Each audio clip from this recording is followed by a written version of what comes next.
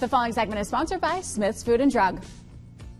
It's soup season, and Smith's chef Jeff Jackson is back with another delicious recipe. Let's take a look.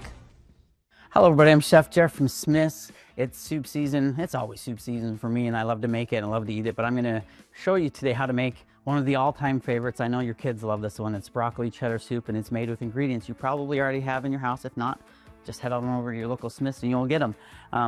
We're going to start with some butter in a pot. So I just have a pot over medium-high heat. I'm going to add some butter to that. Once the butter is in there and melting away, I'm going to add my veggies, which are, of course, broccoli. This is shredded carrot, some onion, celery, and garlic. And then lastly, some salt and pepper. And I'm just gonna stir this together and let this cook down for maybe 4 or 5 minutes, maybe 8 minutes.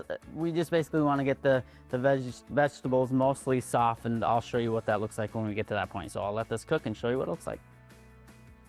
Okay, so our vegetables have had time to cook down. The onions are translucent, broccoli's mostly soft. Next step is to add flour to this. That's gonna form a roux, which will then thicken our soup. So go ahead and stir that flour in until it's completely incorporated, and then you just want to cook it for about a minute to get that raw tasting flour out. Once that happens, I'll show you what we do next.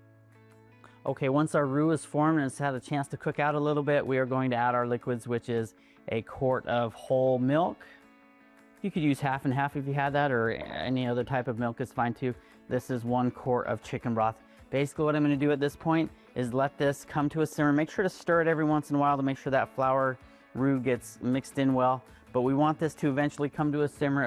It will thicken up, and then let it simmer for probably, I don't know, 8 to 10 minutes. And then I'll show you how to finish it up with that delicious cheese. All right, soup is nice and creamy and smooth and simmering here. Pretty much we're done. The only thing we need to do now is stir in the cheese. The important thing with this is do not simmer it once the cheese is in there, because it will get grainy. So I'm going to take it off of the heat, and then I'm going to stir in my sharp cheddar cheese, and then just stir this until it's melted into the soup. And it should still be pretty warm at that point. If your cheese is super cold and you've cooled down your soup, then maybe you need to put it back on to warm it up. But otherwise, just mix it until it melts, and then we'll serve it up. Okay, cheese is melted in. It looks fantastic. We are ready to serve.